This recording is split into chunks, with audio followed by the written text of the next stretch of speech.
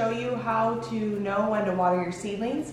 This was a question that was asked last night in the live video, so I figured what better way to tell you how than to show you how. So I'm just going to show you some little tips that will really help you know when to water, and I'll show you some different techniques on how to water so you don't blow your seedlings out of the trays. Well, I'm going to move this chalkboard because we're doing some at-home schooling with the girls here. They're at home, so things have changed, but they're such good girls, so they said they'll do work on homework while I work on a video. We can't go anywhere because virus. Good virus, yeah. she says. Yep. Okay. Virus. Yep. A great indication that something needs watering is by the color of the soil. As you can see right here, things are really dark, and right here it's light in color. This means that right here, it needs water. If it's not the whole tray that needs water, then I do what's called spot watering. Let me show you how I do that. I just take a basic spray bottle, and I make sure it's adjusted to a mist rather than a stream. I just go in close to those seedlings right here and just give them a good spritzing. It's burn the windows. I know, that's okay, Selah.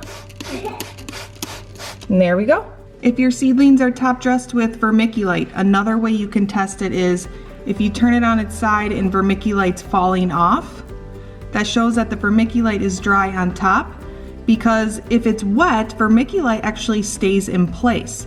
So this whole tray will need it. When a whole tray needs it, then I bring it over to the sink and I water it. I'll show you. I set it in the sink and I turn my faucet on super low. There we go. I grab the sink hose and I lightly go over it. And there it is, it's watered. Another way of checking is looking underneath. As you can see, the dirt color is really dark, so these do not need water.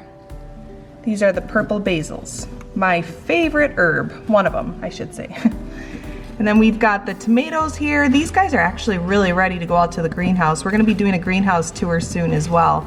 You can also check if they need water just by weight. As you get used to it, you can start feeling just the weight of how light they feel. This one feels really light.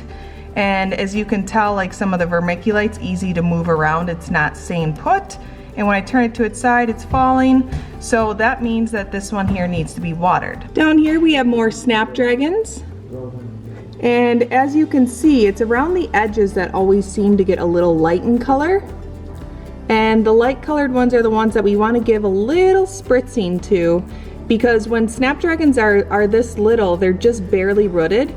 So if there's no moisture on the top, they really need a little spritzing, because the seed is literally just set on top, because snapdragons don't really like to have any coverage when they are seeded. I also go by weight. Right over here is my sesame, and it feels really light compared to this smaller tray that holds the purple basil. This feels a lot heavier than the sesame tray. So this tells me that this one also needs water. Well, I hope these little tips on watering can help you guys, whether it's in your house, greenhouse, outdoors, wherever you're growing them. This is a really quick video, but I wanted to get to the point so you guys knew how to check for watering. Thank you so much for watching. If you don't already subscribe, feel free to click the subscribe button, and don't forget to click on the bell so you don't miss any future videos. Thank you so much, you guys. Have an awesome day. Now it's time to get back to homeschooling.